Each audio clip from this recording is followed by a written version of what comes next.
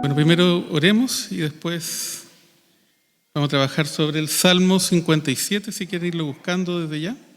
Salmo 57, que lo vamos a proyectar en todo caso. Pero oremos primero. Bueno, gracias, Señor mi Dios, por tu palabra, Señor mi Dios, que nos guía, nos enseña, nos instruye, Señor mi Dios. Y te pido, mi Dios, que me utilices el día de hoy para que lo que tú nos has hablado en este salmo, Señor mi Dios, sea una guía más, Señor mi Dios, en nuestro quehacer diario frente a las luchas que tenemos todos, Señor mi Dios. Gracias, Señor mi Dios, en nombre de Cristo. Amén. Entonces, primero leeremos el Salmo 57. Es una oración pidiendo ser librado a los perseguidores. Es un salmo de David. Dice así la palabra de Dios: Ten piedad de mí, oh Dios, ten piedad de mí, porque en ti se refugia mi alma. En la sombra de tus alas me ampararé hasta que la destrucción pase. Clamaré al Dios Altísimo, al Dios que todo lo hace para mí. Y Él enviará desde los cielos y me salvará. Él reprocha al que me pisotea. Dios enviará su misericordia y su verdad. Mi alma está entre leones. Tengo que acostarme entre los que vomitan fuego, entre los hijos de los hombres, cuyos dientes son lanzas y saetas, y cuya lengua es espada afilada. Exaltado sea sobre los cielos, oh Dios, sobre toda la tierra sea tu gloria. Han tendido una red para mis pasos, mi alma está abatida. Han cavado una fosa delante de mí, pero ellos mismos han caído en medio de ella. Firme está mi corazón, oh Dios, mi corazón está firme. Cantaré y entonaré salmos. Despierta, gloria mía, despertad, arpa y lira, a la aurora despertaré. Te alabaré entre los pueblos, Señor. Te cantaré alabanzas entre las naciones, porque grande hasta los cielos es tu misericordia y hasta el firmamento tu verdad. Exaltado sea sobre los cielos, oh Dios, sobre toda la tierra sea tu gloria. Amén.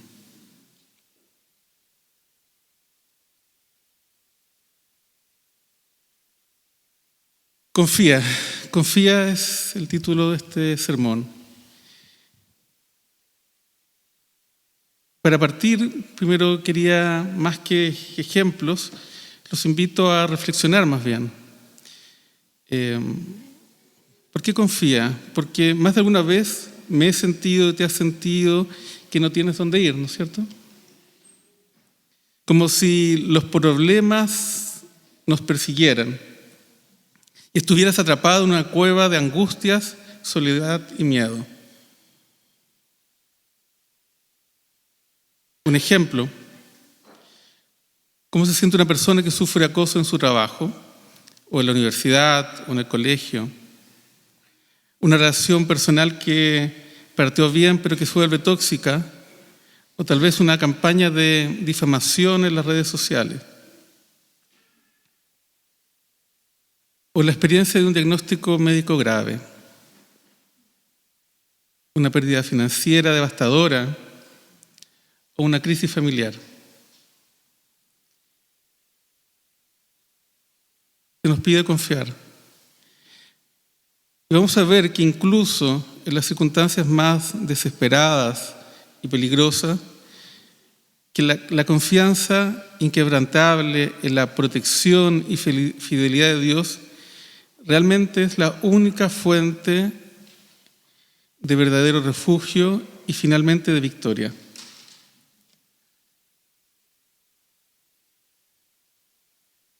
Pero ¿quién escribió este salmo? Porque es importante entender en qué contexto lo planteó, ¿no es cierto? Sabemos que es el rey David, cuando aún todavía no asumía como rey David, sino que era un vasallo del rey Saúl, el que lo buscaba para quitarle la vida por celos y envidia.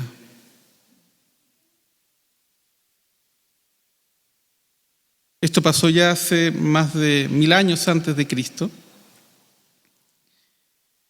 Y después de este periodo de lucha y persecución, David escribe este salmo dirigido a Dios, como lo hemos visto, clama a Él. Pero también comparte esta angustia y esta exaltación que vemos también con el pueblo de Israel. Comparte sus sentimientos, pero también comparte su confianza.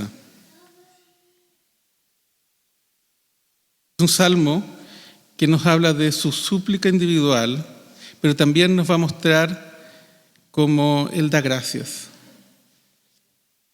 Pero comienza como una intensa petición de ayuda a Dios, debido a que está en una situación de peligro inminente. Está siendo perseguido por el rey que Dios ha nombrado, del cual Él es vasallo también, al cual que, como hemos leído más de alguna vez, o se ha predicado más de alguna vez, Él no podía tocar. Pero vemos también que en medio de esta lucha se va a transformar en un himno de alabanza y de gracias.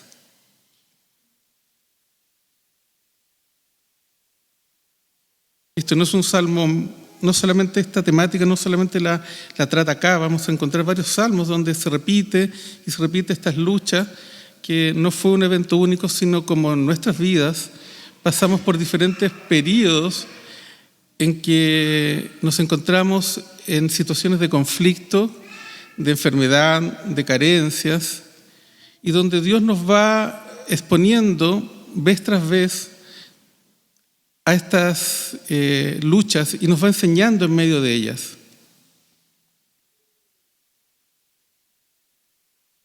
David, este hombre que es ungido como rey, en este momento se encuentra solo y aterrorizado, escondido en una cueva.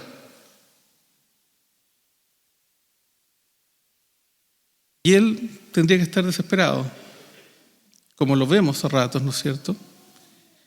Pero también vamos a aprender cómo la perspectiva de él cambió en medio de este periodo de angustia.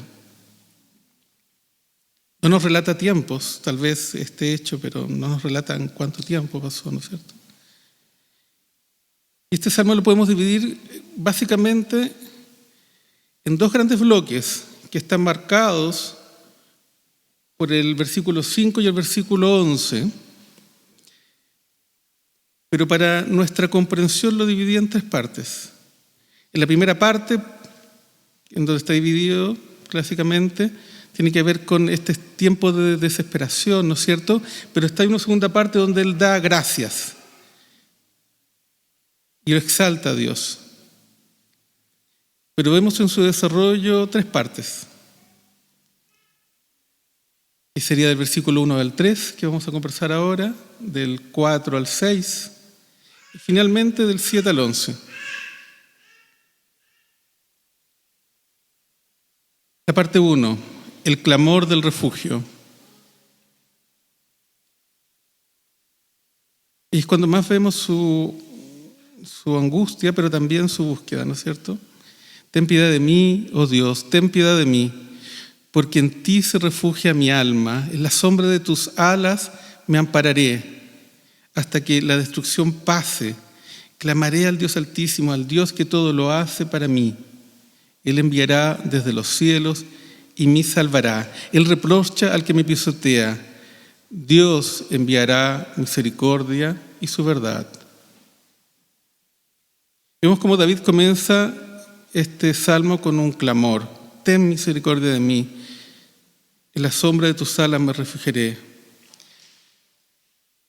Y no se apoya en sus propias fuerzas, sino que reconoce su necesidad de misericordia divina. Y esto no lo vemos solamente en David, sino también lo vemos en Cristo.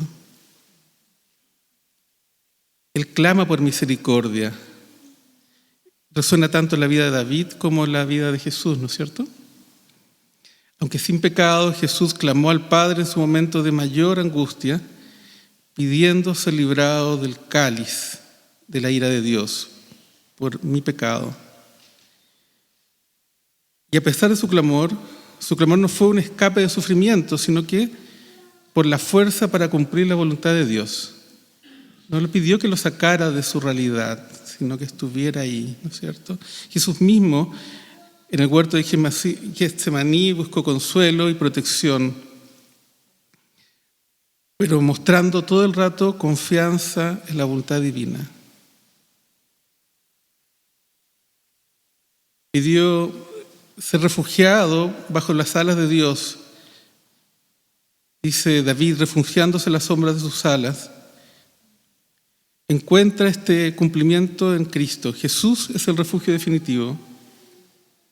En su muerte, la cruz, Él se convirtió en el lugar seguro donde la ira de Dios, que está sobre cada uno de nosotros, fue satisfecha, permitiendo que todos los que confiamos en Él nos amparemos de la destrucción y del castigo del pecado. Así como David, Cristo se sometió en humildad y nos invita a refugiarnos en Él. Es el camino seguro en medio de las tormentas. Refugiarse en Dios significa que nos volvemos hacia Él. Y primero me pregunto, ¿dónde nos refugiamos cuando estamos en medio de estas luchas, carencias económicas, enfermedades? Habitualmente nos tendemos a refugiar en refugios falsos, en las formas familiares y cotidianas y autosuficientes en que buscamos resolver o escaparnos de problemas de la vida, tales como el control. Primero busco mi plan B antes que el plan A que decimos presentar acá, ¿no es cierto? Me enojo, pienso obsesivamente en buscar soluciones, evado, pero no busco a Dios. En cambio, este salmo nos llama a como en las sombras de sus alas, como el polluelo que busca la protección de su madre, nos invita a que nuestro primer refugio tiene que ser en Dios. El Salmo nos invita a ir directamente a Dios en los momentos de peligro y angustia. Por eso, cuando miramos esta primera parte de los versículos, nuestro primer instinto debiese ser la oración, tener consciente que no estamos solos, sino que debemos correr a Dios. Cuando estás en medio de la lucha, no estás solo, no estoy solo. Dios está acá. Y mi primer instinto tendría que ser buscarlo. En lugar de ceder al pánico, el creyente debe clamar misericordia y protección de Dios, confiando en que Él actúa a nuestro favor.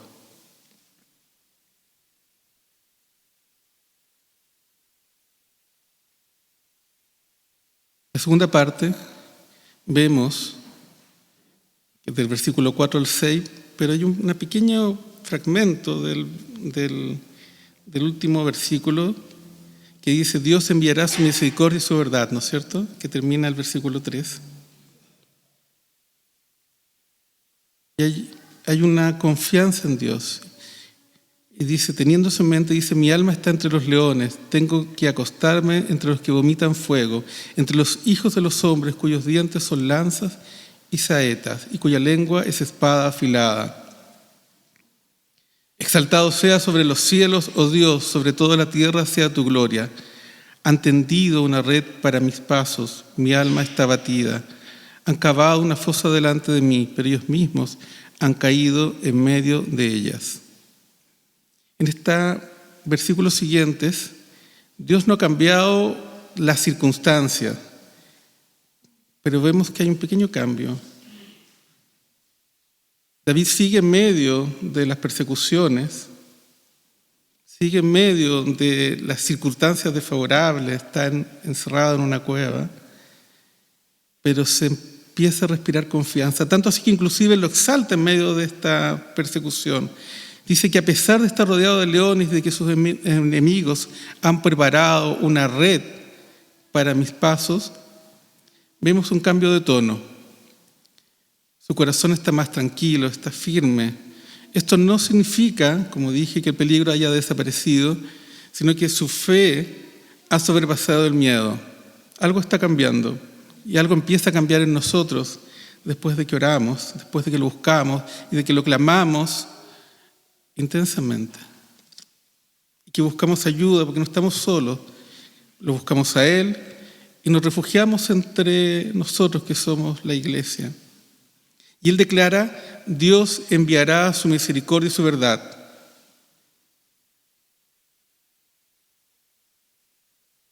Vemos acá entonces confianza en que sus enemigos caerán en su propia trampa. Esto se cumple de manera suprema en Cristo, ¿no es cierto? En la resurrección de Cristo. Los que conspiraron contra Él fueron derrotados por el propio acto que pensaron que sería la victoria de ellos, su crucifixión. El hoyo que cavaron para Jesús, la tumba, se convirtió en el lugar de su propia derrota. Entonces vemos como Cristo, al igual que David, transita por este periodo de persecución, confía en Dios y finalmente vemos victoria.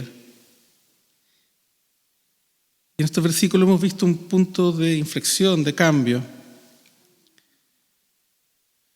El Salmo nos ha mostrado que la fe no es ausencia de miedo, no porque tenemos miedo, no porque a ratos estemos aterrados, nos falta fe, sino este Salmo nos enseña que la decisión de creer en la fidelidad de Dios, a pesar de que tenemos miedo, tenemos que seguir confiando y descansando en Él.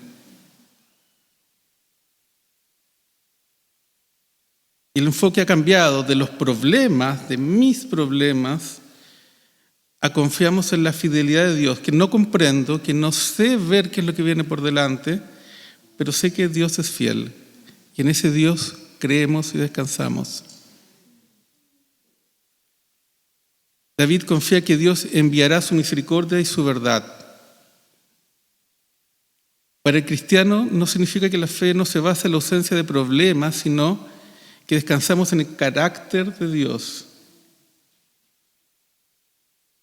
Y debemos recordar las promesas de Dios y su historia de fidelidad para fortalecer la convicción de que Él cumplirá su propósito. Cuando leemos incansablemente la palabra, cuando la memorizamos, es para tenerla presente en medio de estos tiempos de lucha. Es lo que conversamos en este tiempo de discipulado. Discipulado es todo el proceso de vivir juntos delante de Dios, ¿no? Le tenemos presente para cuando vengan esos tiempos de lucha, recordar el carácter de Dios. Me pregunto, ¿en qué confío más? ¿En la realidad de mis problemas o en las promesas de Dios? Cuando estoy desesperado. Y la verdad es que muchas veces me ahogo en mis problemas. No digo que sean pequeños, pero no se comparan con Dios. La consecuencia de esta confianza en Dios nos lleva a gozarnos de Él y proclamar la gloria de Él. Versículos del 7 al 11. Y dice la palabra: firme, confiado, dice en otras versiones, está mi corazón, oh Dios, mi corazón está firme. Cantaré y entonaré salmos. Despierta, gloria mía, despertad arpa y lira. A la aurora despertaré, te alabaré entre los pueblos, Señor. Te cantaré alabanzas entre las naciones, porque grande hasta los cielos es tu misericordia y hasta el firmamento tu verdad. Exaltado sea sobre los cielos, oh Dios, sobre toda la tierra sea tu gloria. Tiene sentido cuando descansamos en Dios y no en los problemas, no podemos dejar de alabar. David se levanta, despierta su alma y alaba. El clímax de esta declaración, ¿no?, fue: exaltado sea sobre los cielos, oh Dios, sobre toda la tierra sea tu gloria. La meta ya no es solamente que me saque de mis problemas, sino que el nombre de Dios sea glorificado, que el nombre de Dios sea conocido. Porque nuestra mirada está puesta en Él, más allá de los problemas que me agobian y que van a seguir estando presentes muchas veces.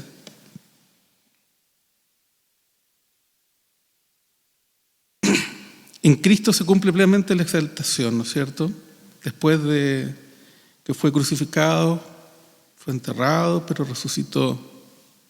Después de su sufrimiento y muerte, Dios Padre lo resucitó y lo sentó a su diestra, dándole un nombre que es sobre todo nombre, para que todas las rodillas se doble y toda lengua confiese que Jesucristo es el Señor, para la gloria de Dios Padre.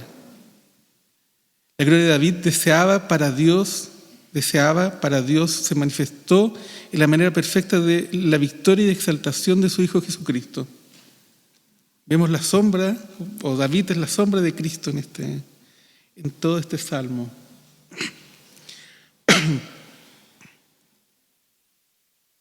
Y el salmo pasa de la angustia a la alabanza. Y no es una locura, ¿no?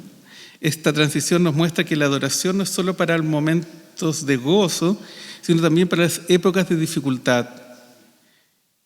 La aplicación práctica es elegir la alabanza sobre la queja, la cual no solo cambia nuestra perspectiva, sino que también glorifica a Dios, declarando su soberanía sobre las circunstancias. Dios gobierna. El Salmo nos enseña que la alabanza es la respuesta final. La alabanza nos saca del yo y nos centra en Dios. No es solo un acto de adoración, sino un acto de fe radical que declara la victoria antes de que se manifieste, antes de que sea probablemente visible. Dios ya es victorioso. Y nos anima a cambiar nuestra perspectiva de queja a alabanza. Y esto no solamente nos da confianza en Él, sino que lo glorifica a Dios.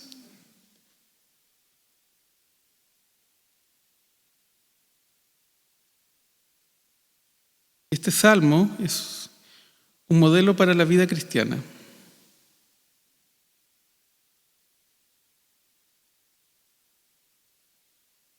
Muestra que la fe no anula el sufrimiento, no nos cura de enfermedades, no nos cambia las circunstancias,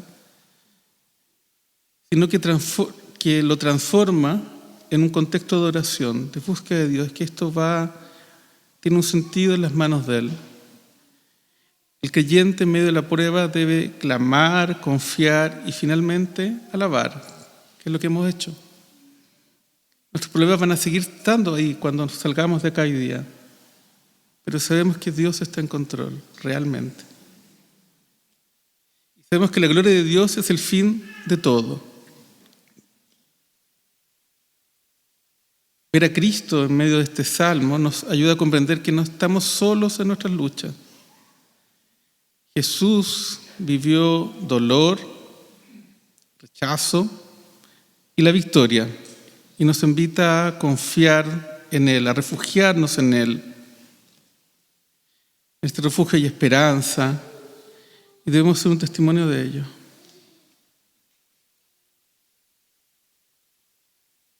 Y nos permite que su ejemplo sea un testimonio en todo minuto. Por eso cuando salgamos de acá, tenemos que tener presente, no sé si los pasos, movimientos, buscar refugio. No estamos solos. Y Dios construyó esto en la iglesia para que sea su presencia visible, ¿no es cierto? Cuando estamos en medio de problemas debemos buscarnos, compartir nuestras cargas de todo tipo. Y eso nos va a llevar a confiar y finalmente a proclamar la gloria de Él. Y me pregunto, y esto es para que lo mastiquemos durante la semana, ¿En qué problema, en qué cueva nos encontramos hoy, como se encontraba David, ¿no es cierto? ¿Estás necesitado de refugio? ¿Te has acercado a Cristo, quien realmente comprende tu sufrimiento? Hemos orado los unos por otros, de los oicos, en diferentes instancias que nos encontramos juntos. ¿Te sientes sin esperanza? Tenemos presente que Jesús venció la muerte y da vida nueva. Y estamos de paso y algo estamos. En algo no está Dios trabajando acá, ¿no? ¿Nos atrevemos a levantar la voz en alabanza y declarar que la gracia de Dios es más grande que mi problema? ¿Damos testimonio de aquello? ¿O nos hundimos en nuestros propios problemas y mejor no voy, mejor no participo, mejor no estoy? Cuando nos juntamos a orar, ¿llegamos a la oración? Confía. Dios nos pide confiar. Realmente nos pide confiar. Incluso en las circunstancias más desesperadas y peligrosas, la confianza inquebrantable, la protección y la fidelidad de Dios es la única fuente de verdadero refugio y victoria. Amén.